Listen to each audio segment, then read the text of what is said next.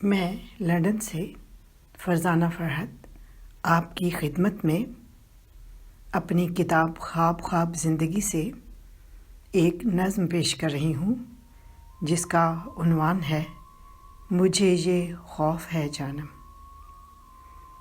मुझे ये खौफ है जानम कि हो जाओ न तुम पर हम किसी एक मोड़ पर आकर बदल जाओ न तुम रास्ता।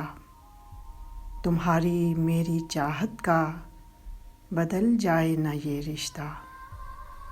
कहीं ना रात छा जाए दिया हो जाए ना मध्यम न मिल जाए मुझे फिर गम।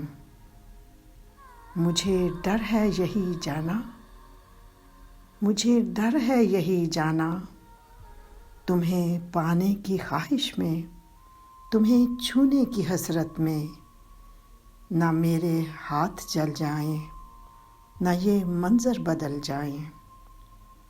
बताऊं क्या तुम्हें जाना, मुझे कुछ डर सताते हैं।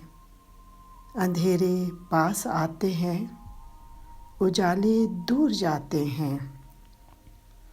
अजब सा खौफ है दिल में, बिछड़ जाओ ना तुम मुझसे, बिछड़ जाऊं ना मैं तुमसे। तुम्हारे साथ देखे थे बिखर जाए ना वो सपने।